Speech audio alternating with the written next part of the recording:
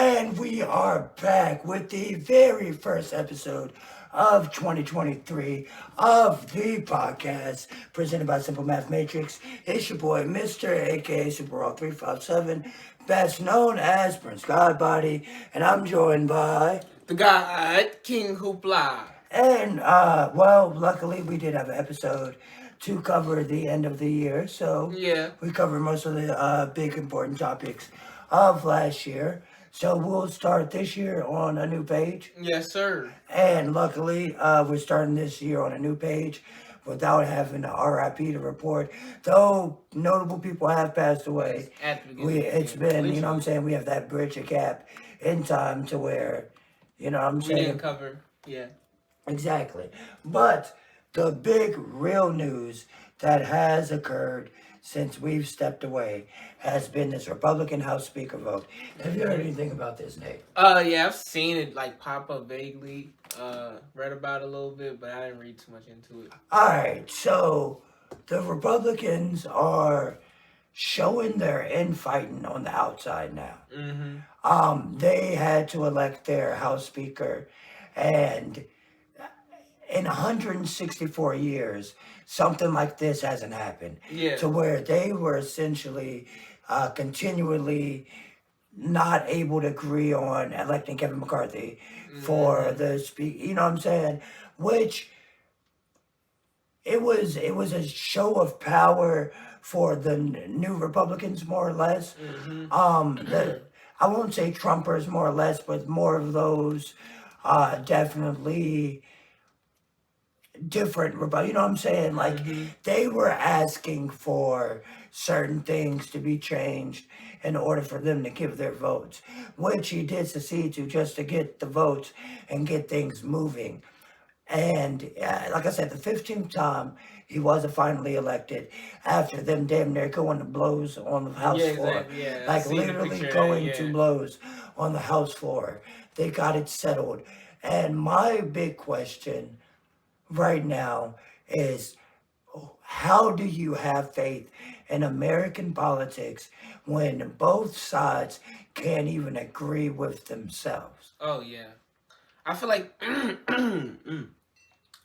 been a reoccurring theme in a lot of politics recently, like in the past 10 years.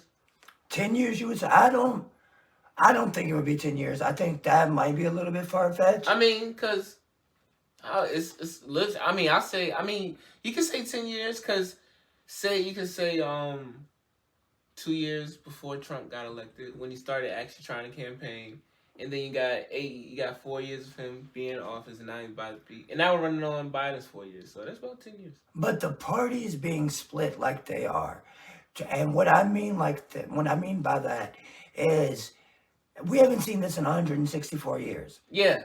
They couldn't just like say, all right, this guy can be it.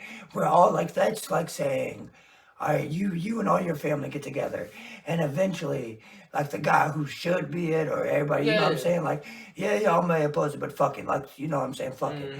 They couldn't even do that. Yeah. And that hasn't happened so evidently on the left side of things. But in the public, you've got people who call themselves Democrats, and they support a whole different type of government than your traditional moderate, essentially Democrat. Yeah. And so now where we are now, that's so fucking redundant, I'm sorry. Yeah.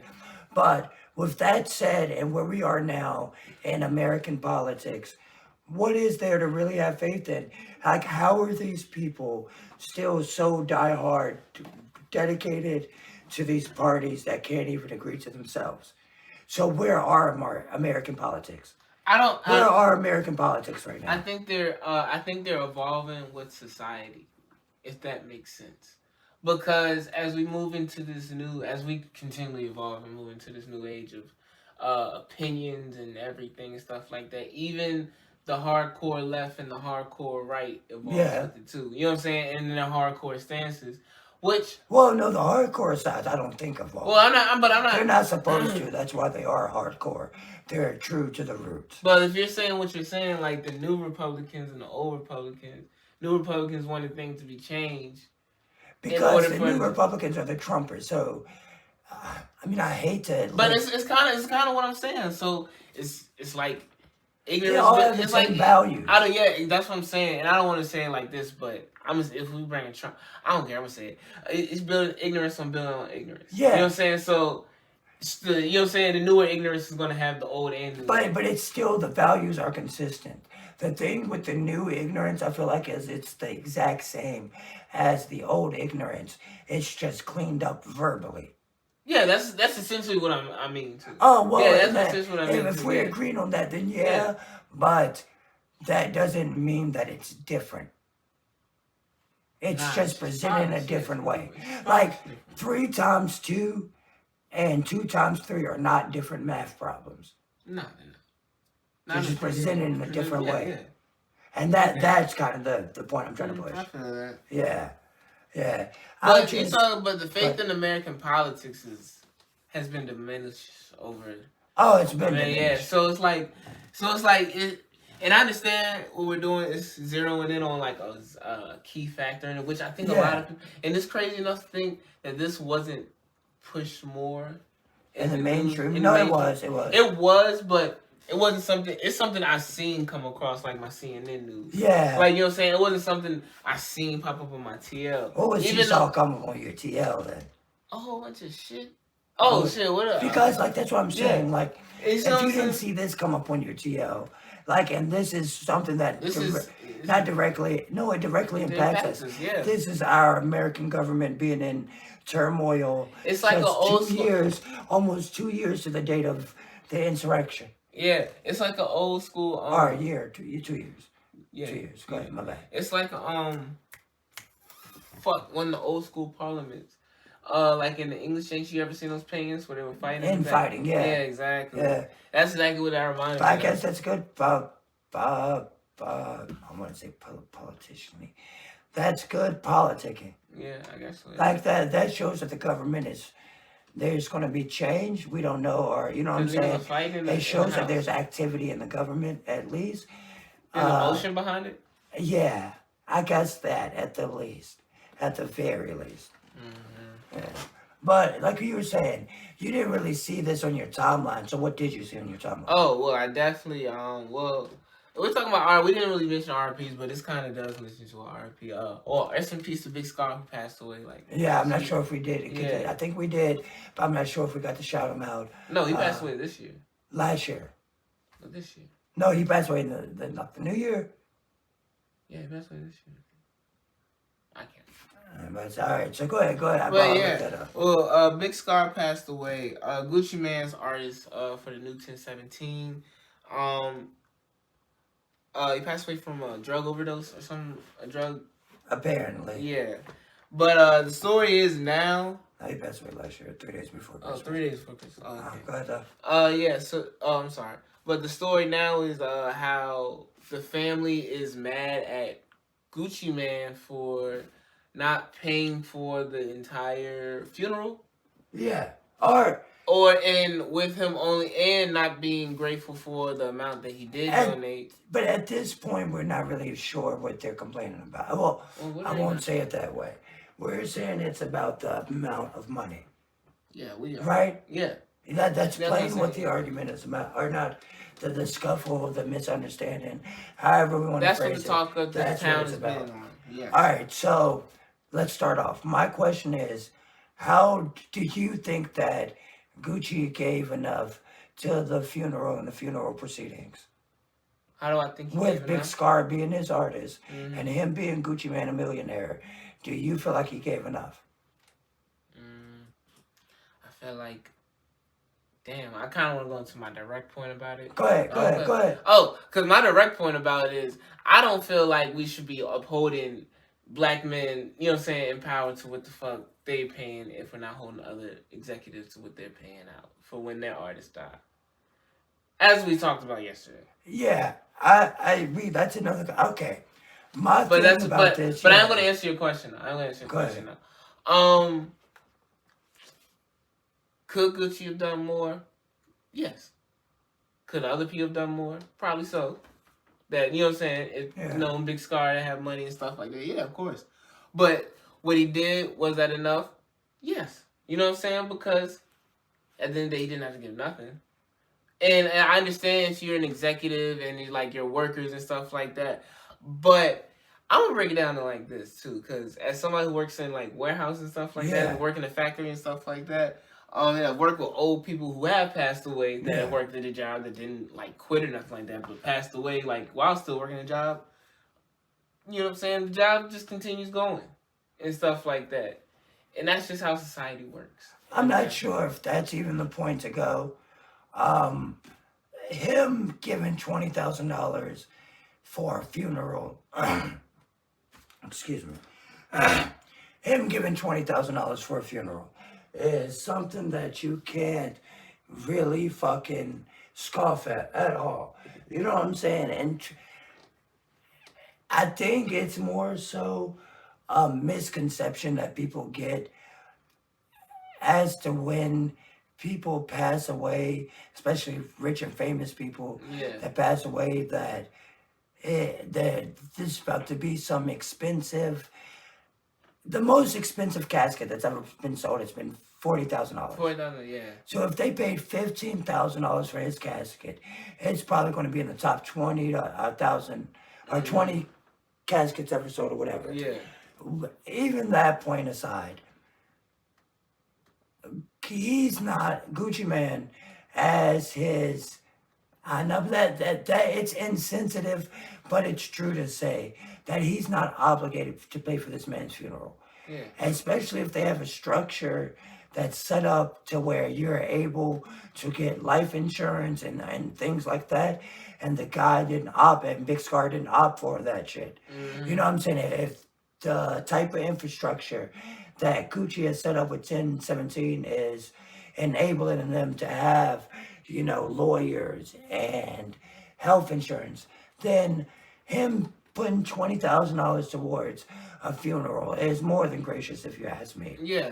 Now, if he was just giving these guys a check and a chain, then, you know, I feel like morally, ethically, in your heart of hearts, you know you're obligated to just kind of take care of it all. Another thing they had about it was returning the chains. And the idea, I would feel like, if coming from Gucci, well, bury him with them. Yeah.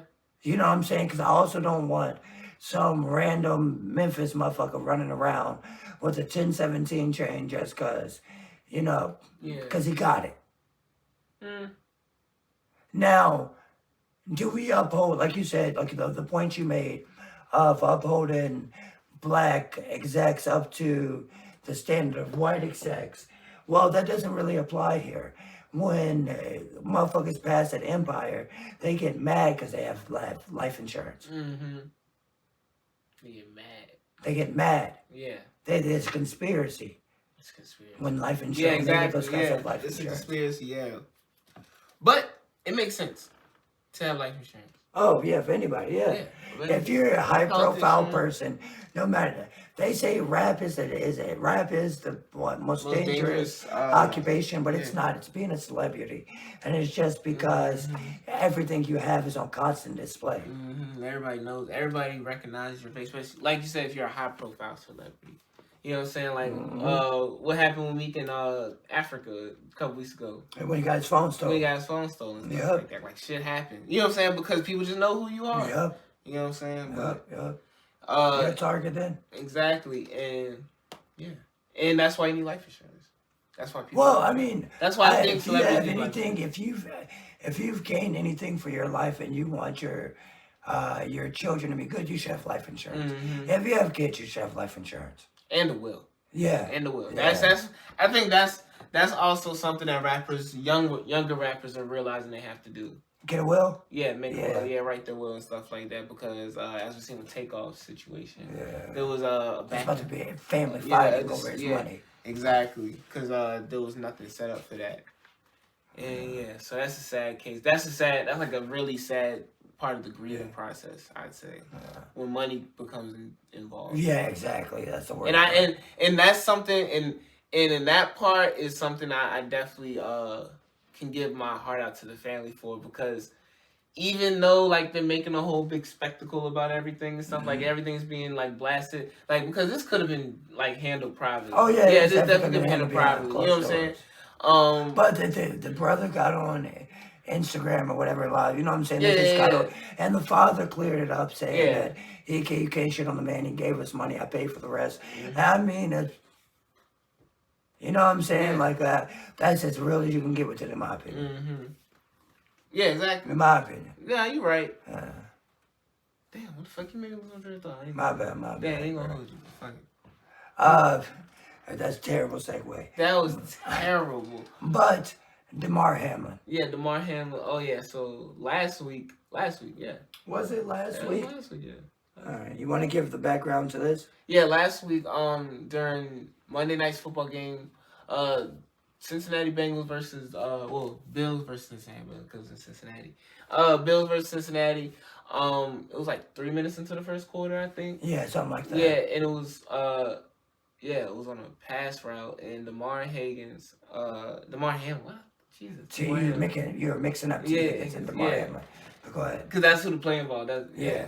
But Damar Hamlin had made a tackle on T. Higgins, and and he got up and he just collapsed. Yeah, and then the medical staff had came on, and it looked very different from any type of injury, even like ACL, like you know what I'm saying. When somebody says the ACL, like he was out cold. They had to give him CPR for 9 minutes. Yeah, twice. And that's the big part. Is how much CPR they had to give him after this, because nobody had no clue what's going on, and they're giving him CPR.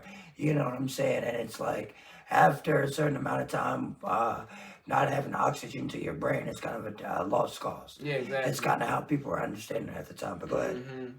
Oh yeah, so that happened, and they ended up giving him CPR like twice in the 9 minutes. And they ultimately ended up getting him on oxygen before, like, getting him into the ambulance, and then taking him to the hospital. Yeah, so eventually he gets to the hospital.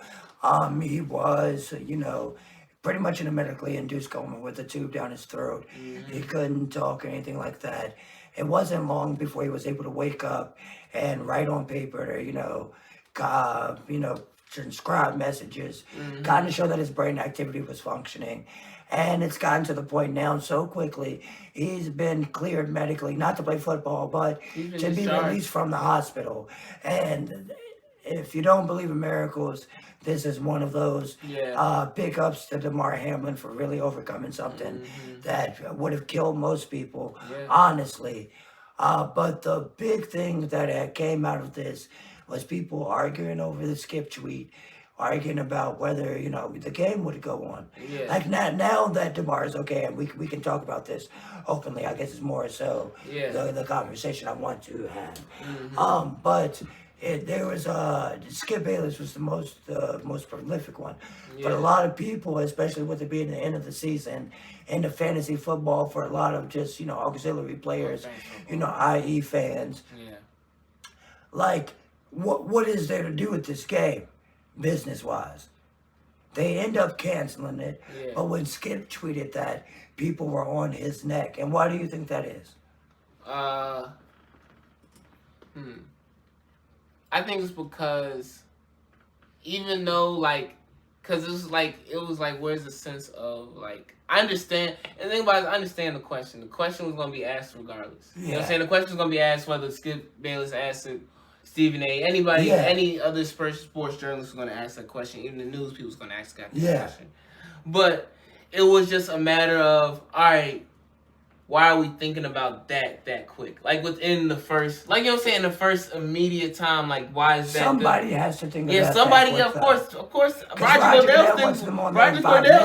Roger Goodell's thinking about that. But even when they said 5 minutes, people weren't even realizing the caliber of what just happened on the field. You couldn't realize the caliber of what happened until they got to the hospital. Well, no, the CPR. When you start having to give them CPR twice, then you start realizing the caliber of it. So why then the 5 minutes doesn't matter. Because then the man is still on the field. You know what I mean? And then, exactly. So, that's kind of where the frustration came from. Yeah, I guess it's one of those thoughts of his best Unspoken. And then the thing about it, the messenger too. Yeah, The people already messenger. are ready People to already jump on the don't. skip. Yeah, people already They're don't like already skip. ready to jump on the Yeah. skip. And yeah, so that's really where that comes from. It's the type of the emotions are high and everything. People are scared. People don't know what the hell's going on. Yeah. People are like certain Somebody that might have died. yeah, we just everybody's seen a live death on television. Like, you know what I'm saying, type deal. And my biggest thing about the whole thing was how young he was. How young he is. He's 24. Yeah. You know what I'm saying? Younger than you, yeah. Which is crazy. He's 24 and he had a heart attack. You know what I mean? Yeah. So, and that's just, and it, like you said, it's just a miracle, work to God, you know, whoever you believe in, that, you know what I'm saying, the man is alive, you know what I'm saying, and he can talk and everything, he has full, like, it seems like he has full, he's going to be alright. Yeah, so. Even if he don't play football ever again, it looks like he's going to be alright. Mm-hmm. That's all we can be thankful for. And his charity, like, raised, like, $5 million, like. Went from $2,500 trying to get it to millions. Yeah. Like, So, the NFL fandom showed out. And the thing about it is, people be like, well, why weren't people doing it? Like, well, and people don't realize, like, if you can't do anything, if you can't do much, you can do something. You know what I'm saying? That's what that comes down to. Like, it's not about if people knew about it beforehand.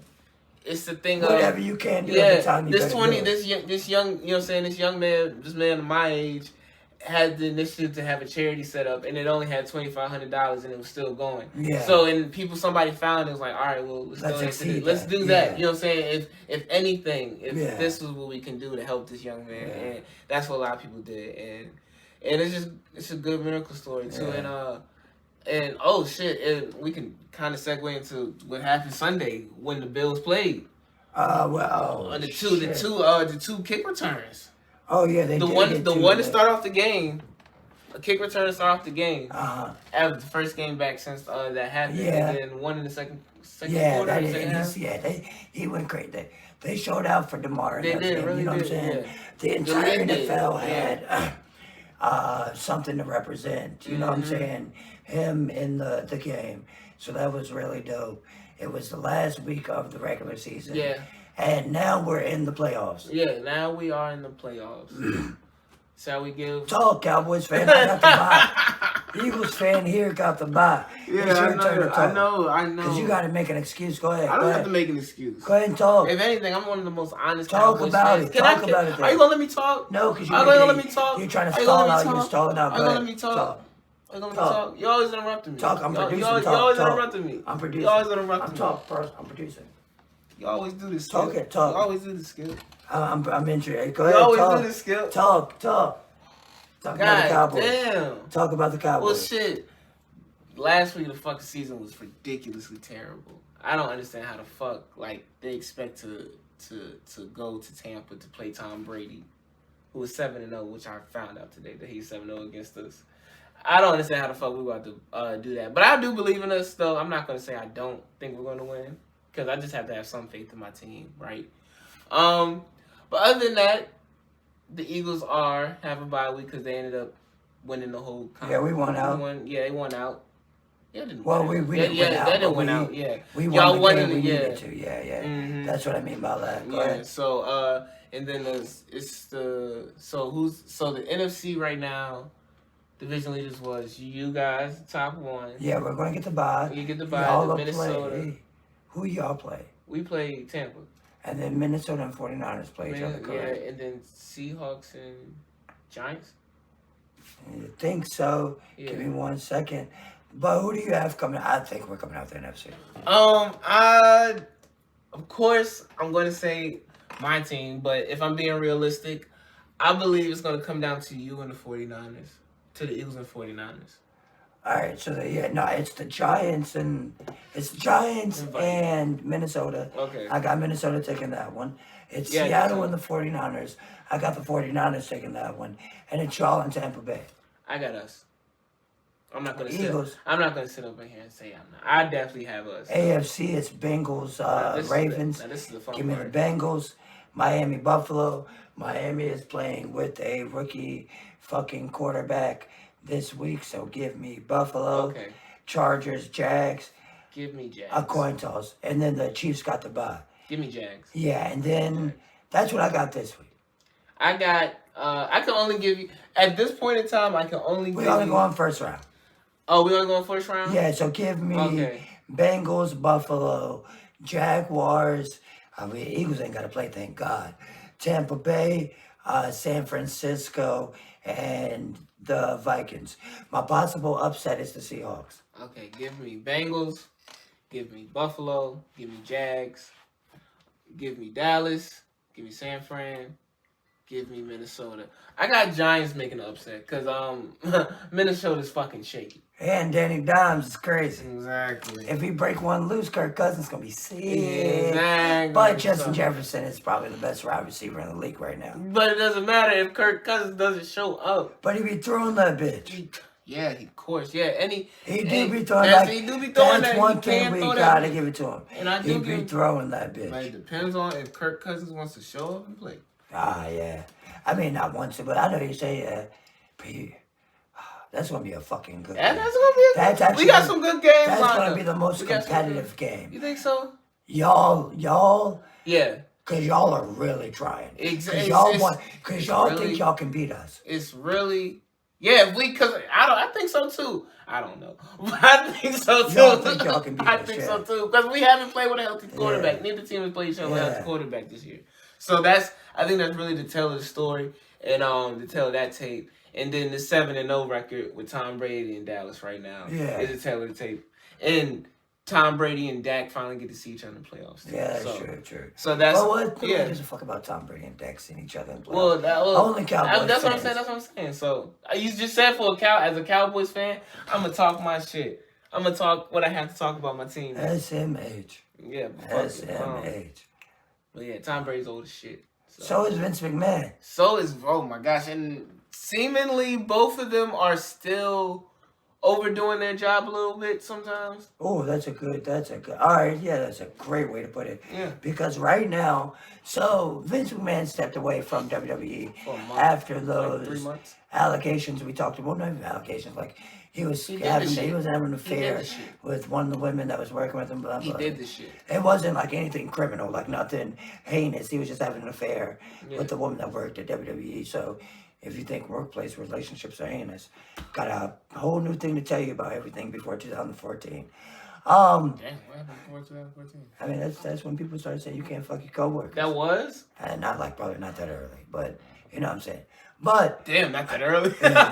What's happened with Vince McMahon is he comes back to WWE essentially. And the rumor is this all happened in the week. Yeah, within a week he comes back to WWE. Stephanie steps down from all her positions, and it seems like he's going to try to do a fire sale of WWE because something is impending. Something's about to happen. So he does come back. He drops the people from the board, creates a new board. Like you said, Stephanie and all of them step down, or her specifically steps down. And we hear rumors overnight that he's trying to sell WWE. No, we heard rumors that he sold that bitch to the Saudi Arabian government, which they say that it was most likely true, but there is some contingent to that. Yeah. But then later on that actual day. Yeah, today. Yeah, today, the day of this recording, Wednesday, the day of this recording, we find out that Vince McMahon is about to be a part of 81 party class action lawsuit, essentially saying that he had the 81% stake of voting control to illegally. A shareholder suing Vince, accusing him of using his 81% voting control to illegally control WWE and threatened to interfere with media rights. And that's pretty much, I feel like, they found out about this deal and immediately did this. Yeah. Had to push it through. Mainly because if the Saudi Arabian government owns something, think about the restriction. There would be no women's wrestling. Women's division. Like that's really the big conversation about this. Like, no, it's not. The big conversation is Vince doesn't know how to stay out of hot water at this point in his life. Yeah, and the other biggest conversation, how do you fumble that big? In what way? To where you would just give over, like, you know what I'm saying? And that's how I see it. I see it as something like, I see it just like, I don't know. You can say a little bit of nationalism or some shit like that. I see it's like how you let something American owned like that just get sold off like that. They got a lot of fucking money, and They got Vince has always wanted Is that a what I'm lot of saying? fucking Greed They- overpowers all that. No, Vince has always. You gotta realize, wrestling would not be what it is without Vince's greed. Yeah. The fact that Vince was sitting up there with the can girls doing the dance for the first WrestleMania, and Vince did the hair versus hair match, and Vince was a character. It's always been a combination of Vince's ego and Vince's money. Whatever was going to make the most money and make him look the best was what he was going to do. Yeah, that's true. That is true. And what Vince did for professional wrestling is eons greater than what Kanye did to modern rap, than what Lil B did to modern rap, than what Lil Wayne did to modern rap, than what Drake did to modern rap. We would not be right. We would not Yo, be whole able time, to there watch. wouldn't be a lot of modern rap without. We would what not Vince did. be able to watch wrestling on TV without Vince McMahon. And the shit that we did watch on TV. Vince McMahon made wrestling a sport for a minute. Nah, he And did. even when it was sports entertainment, it still dominated households to the point where Royal Rumble has become a colloquial phrase. You know what the fucking Royal... You could have never seen a wrestling match in your life, and you know what the Royal Rumble is. Or you know what a Royal Rumble is. Exactly. You see 10 people fighting. That's a fucking Royal Rumble. Ain't never seen a Swanton Bomb. Yep. Shit. Or it's not even that. It's just like, just the simple shit. Like what Vince, like A DDT. the characters that Vince created. Like, you know what I'm saying? Like, people know who you know who the Undertaker is just as well as you know who Shaq is. Like, you know what I'm saying? The Rock. You know who John Cena. you know who John Cena is just as well as you know you know what I'm saying, LeBron James. You know what I'm saying? The Rock. All the people. These are all Stone Cold Steve Austin. And you gotta think, this is Rick, you know what I'm saying? Ric Flair is older, but still, like, Ric Flair was still able to shine through Vince. Like, you know what I mean? Yeah. And Vince didn't hold the people that he needed back. See, the thing Well, he did is, hold them back too. He still held people back, but he helped them within their constraints. The thing is, this sale is bad for the fan base, but it's great for Vince. Because Vince goes out on top making billions of dollars from an idea his father made. Yeah, he goes up on He the took the fourth family business from thousands to billions in their pocket. Yeah. He goes up on the Forbes list. Yeah. But, hey. Oh, nah, because I seen him change the shit. WWE's like, it's like 6.6 billion, something like that. Yeah. It's a big ass, that's big. I didn't realize, well, of course it's that big when you realize how global it is. Yeah, bro. When they You can just sell look it to at all that Saudi Arabia, fucking merch. Crown Jewel is done in Saudi Arabia. Exactly. And it's only because of something. It's only because they were trying to sue Vince because of that shit. But Oh, the Saudis want. hell They yeah. they want WWE. Yeah. They want that shit. Speaking of, they do. I don't know if they want WWE. I think they realize, I don't know how they're going to do it. I don't understand with their laws how they're going to do the same product. And that's the biggest point about them owning it, I feel like. How do they do the same product or anything close to it? They just keep it American ran. No, they wouldn't. They wouldn't because of the shit that Americans allow. Do you think they would take it away from America? Yeah. I don't think they would take it away from America, but no, I don't think it would. Reverse. I don't think they would take it away from America, but I don't think it would be a product Americans want. Yeah, I think they would. Yeah, they would. Because it's barely a product Americans want now. And that's under, you know what I'm saying? It just got there. It's just getting in good graces in the past few months, for real. I'm about to say, AEW checkbook was about to get. I mean, AEW checkbook is unlimitedly. They own the Jaguars and all that, you know what I'm saying? Yeah. They're Tony fucking, Khan. yeah, they're billionaires. But a bad segue. Speaking of billionaires and rich people, All and gathered that in one jazz, place. Yeah. Recently, the Golden Globes occurred last night, and Gerard Carmichael, comedian Gerard Carmichael, you probably know him from the Gerard Carmichael show. If you do know him, Yeah, probably from from some other SNL. show. Yeah, SNL, also a fucking stand-up comedian on HBO, other shit. He hosted, and that was really the big highlight. You want to do the winners, and then we'll talk about him. I don't want to do all the winners. I mean, the yeah. ones we care about. Yeah. Evan Peters got one for actor in miniseries, the Jeffrey Dahmer James. Yeah, we know it. Abbott Elementary got one for for comedy TV Which I series. started watching today, and it's a fucking hilarious show. Very good show. The White Lotus, which I need to start, so HBO. Yeah, it's good. They said TV miniseries. Supporting actress in limited series, Jennifer Coolidge. You may know her from the American Pie movies. Yeah. Jennifer Coolidge. Tyler James Williams, supporting actor in TV series. Everybody Hates Chris. Well, it wasn't for that. It was for Abbott Elementary. Yeah, but you would know him from. Let me see what else we got. Eddie Murphy for Cecil B. I don't get it. He got an award. It's probably like a lifetime achievement. Yeah, lifetime. Yeah.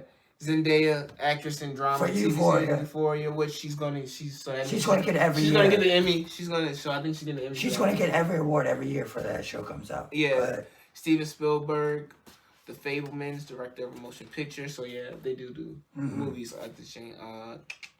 Dang, where's the Amanda Seinfeld? But I know Kevin Costner for Yellowstone. Babylon original score, which I need to see too. I still want to see that movie. Pinocchio animated feature film. That's about it on that page. Austin, Argentina. Dang, House of Dragons. That's what I want to say. Drama TV series. That one. Okay. And Angela Bassett, supporting actress in motion pictures for Black Panther 2. Really? Wakanda Forever. Yeah, I have not seen that movie yet though. I haven't either. It's on Disney Plus yet. So those are the winners. Those are a lot of standout ones. Yeah. The big news was the fucking golly, bro. I'm trying to produce and talk at the same time, which I can do, but I got it. The big news is that Gerard Carmichael fucking hosted it, and the jokes he was making. He addressed them not really having a black host, and him being the first in however many years, damn near 70, 80 years. And because it's usually Ricky Gervais, they say, or something like, hold on, let me get my thoughts together more so that, because this is more so a complicated subject, because to know who Gerard Carmichael is kind of like really what's going to put this in place. And I should have started there. I fucked up. I should have started there. Gerard Carmichael is a gay black comedian, but he's not a clean comedian. He's a dark humor comedian almost. He's a real life that intellectual comedy, if you want to say that, type route comedian. And they let him host something like the Golden Globes. Yeah. Which is an open playground for a smart person. And that's what happened. Anytime somebody gets a hosting position like that, it is. It's a smart person, Especially when they're around all the people that they talk about most of the time. Yeah. And that's what I pre-fucking-cisely. That's exactly what I was trying to say and I couldn't say earlier. Yeah. Is that he went out there and he did this place is racist. Y'all support Scientology. He did everything to poke fun at the organization and the patrons of that award show to the point that I feel like it's almost getting buried as a hosting performance. Probably so. Because, we did get the Eddie Murphy, Will Smith joke. Yeah. You know what I'm saying? And, when he won his award, we got all that. We're getting some Eddie stand-up this year, I think, on Netflix. You think so? Yeah, no, I think he signed a deal for it. Like, I think that was... Yeah. He's getting... We're getting more Eddie this year. I damn near can almost guarantee that. I'll bet on that. All right. You know what I'm saying? So this is kind of ripping him up.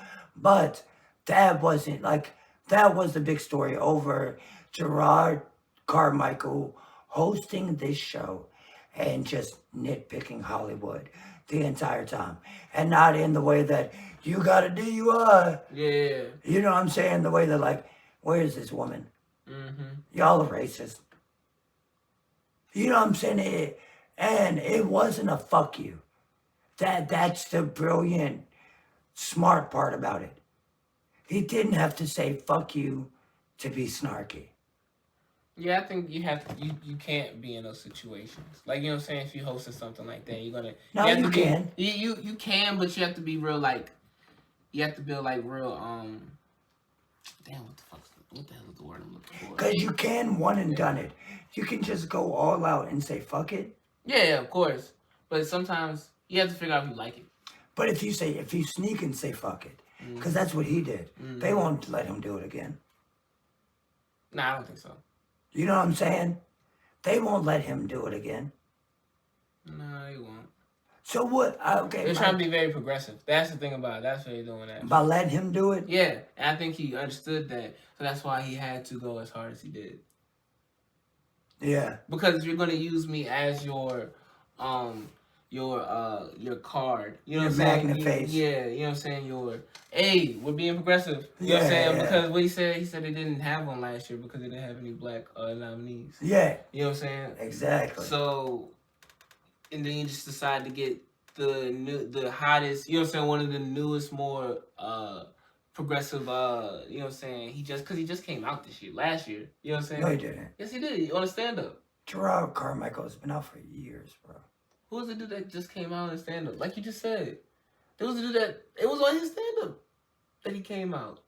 Oh, came out the closet. Yeah. I thought you meant came out Yeah. like as a comedian. Goddamn, sis slapped me twice and called me stupid. My bad. I'll call you My stupid. bad, bro. Yeah, but yeah, that's what I My mean. bad. Yeah, Okay, so yeah. So why wouldn't they See, use... I don't even think of comedy. You know what I'm saying? Like, Yeah, it's 2020. my bad. Yeah. I don't mean to seem like super progressive, bro. Nah, bro. But when you said came out, I literally thought you meant. Can I like, not say as a that? comedian. Can we not say that no more? No, it's Oh. not. That's not a fucking a bad thing. But I didn't register.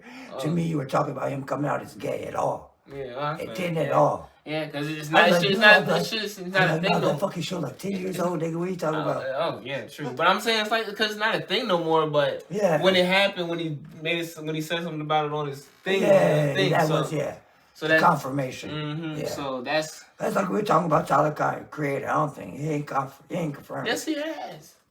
He's very sarcastic. He hasn't said, yeah, I'm gay. He talks about men on his songs. Jerry Carmichael, he talked about men as, he asked his mom in one, like, especially, they were like, what'd y'all do if I was gay? You know what I'm saying? Like, It's like telling you the truth, not telling you the truth. I mean, we're not psychologists, but I know what you're saying. But Yeah. yeah. Jerry Carmichael, he ain't also doing that. And it's not because he's gay. And it's not because he's black. It's What? because he's too smart for him. No, I'm saying that's why he picked him. That's why I'm saying Oh yeah, that's not why he's he's not hosting. Yeah, I'm gonna again. say it's not because of that. Yeah. They're And gonna it's be not like, 'cause all right, he's we're black gonna find again. another one. A dumber person. Yeah, we're gonna find Adrian. Hey, yo, I didn't say that. I didn't did. say that. Hey, fucking Mooley. Oh wow! Fucking Whoa! I can say that it's like the N-word. I guess so. It's still a racial slur. And that comes from your favorite show. Oh yeah, and Mine yours too. too. I'm gonna say it's Mine yours too. I don't know. Some days I like the Sopranos more. That's. Huh? I guess I was about to say The Wire. I guess I just like the Sopranos more. Sopranos, what, 25th anniversary? 24. 24. Oh, No. 24 years. 24 years. Came on the year time. Damn. Talk on it, Nate. I really can't. I want you to talk about it. You watched it way more times than I have. You put me onto it for real. bro. Well, I mean, what do you want You me put to... me on the game. So, what's your favorite? All right, that's what I'm gonna say. What's your favorite episode or favorite scenes from them? Let's go through the list. Favorite character. My favorite character so to celebrate 24 years of The Wire, we're talking about not The Wire, the fucking Sopranos. Yeah. We're talking about Sopranos. My favorite character from The Sopranos is still Chrissy. Still Chrissy. Yeah, it's still Chrissy. What about Chrissy resonates with you? What about Chrissy resonate? It's not that it resonates. It's just like Chrissy is the new generation. He's the one. yeah. Like he's the one that could have been saved. If Tony didn't have a son, that would like Chrissy would be his son. Like what makes Chrissy have to be so hard is because AJ is so soft. Oh, yep, that's true. Yep. But Chrissy is also a fucking fatherless addict. Mm-hmm. Yep. Whose big cousin is raised, you know what I'm saying? Like, but he wants to be a playwright though. You know what I'm saying? He has aspirations. but the drugs, he's still on that boy. He killed a dog. That's what on accident he fell asleep. But Chrissy's probably my favorite character. My favorite scene is probably when the rapper is asking Bobby to shoot him. Just because it's like... Because that was the most random episode, bro. Like Bobby getting it in that way is just so fucking dumb. Yeah, there's a lot more scenes I can recall. What else? When Tony daydreams the woman in the garden behind his house. When she's hanging up the laundry. Mm-hmm. Yeah, that's another really good scene. Because it goes to show a lot about Tony. And there's a scene where fucking Edie Falco goes to the attic and grabs the AK-47. Oh yeah, I remember that episode. I remember that episode. Yep. Yeah, your favorite character in scenes? Oh, well, my favorite character, of course, Paulie. Paulie. There's no way around it. R.I.P. Yes, R.I.P. for a fact. Always gonna be my favorite character. Paulie he really had him and Sylvie had the mafioso. They embodied the mafioso. I have a shit ton of other favorite characters. You can Steve Buscemi's character, that was one of my favorites. Tony B. Yeah, Tony B. Cousin Tony B. Ralphie, that's one of my favorite characters. I hate Ralphie. I like Ralphie. But he's a good character. He's a good character. That's the reason why I hate his voice. The actor killed that shit. Yeah, but him as a voice actor is fucking amazing. You know what I'm saying? There's a lot of voice acting.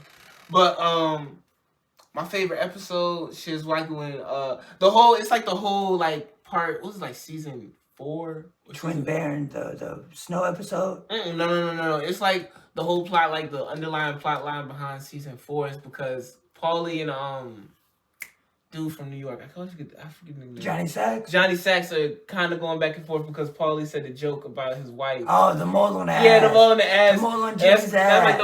That's like the whole underlying beef between New Jersey and New York right now. That is hilarious. And Paulie's in jail. The whole time this shit is going on. Shit is hilarious. So yeah, that's just funny. And anytime Paulie says something twice, he says the whole phrase twice and then laughs again and expects everybody to laugh with him. That shit is hilarious. When they were extorting Meadows' soccer coach, what's the soccer coach? The pedophile. No, not the pedophile. When they were extorting him at a sports store, he was a degenerate. That wasn't her sports coach, was it? That was soccer what coach. The fuck? No, that was the one that was moving, and they came with the TV. And somebody got a brand new TV. Yeah, you're right. Yeah, that is crazy when they took over the sports. So yeah, that is one of actually my favorite B plots too. Mm-hmm. Is them taking over that store. Because he tries to kill himself. Tony is like, yo, you gotta pay me money. You can't be out there killing yourself. Oh, and Dr. Melfi too. We cannot talk about 24 years. Oh, you love Dr. Melfi. Oh yeah, of course. Oh shit, I should go. Don't let me start talking about Edie Falco on it, goddamn. Like Dr. Melfi. Shit. But happy 24th anniversary to The Sopranos. Mm-hmm. Anything else you want to get off this episode? Oh yeah, I do. Did you know that James Cameron is about to put Titanic back in theaters? Like 10 is going. I can see that. I mean, it's in 4K now. Yeah, I'm gonna. I'm not gonna go watch 3 hours of Titanic. I'm gonna go see that shit. I'm not sitting in theater for 3 hours. Actually, really, I just sat there and did it twice. Yeah, you gotta have that much fun. Go ahead. Yeah, because I saw Avatar. Avatar's good movies. James Cameron really hates Marvel movies because he's making sure all his movies get back on top. As far as like selling and shit, like that's what I realized too. But outside of that, no, that's about it. Want to give the spiel or should I give it? You should give it. My mouth's kind of dry.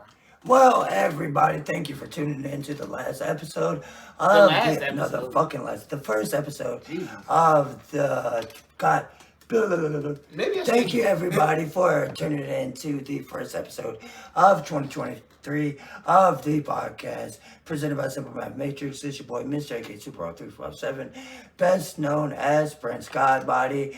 And I want to say you got to follow us on every platform. Have to. Yeah. You have And to. add on that, it's Simple Math Matrix, as like it's spelled out on the fucking profile of wherever you're listening or watching this at. Unless it's Twitter, which it'll be Simple Math, SimpleMathMTRX.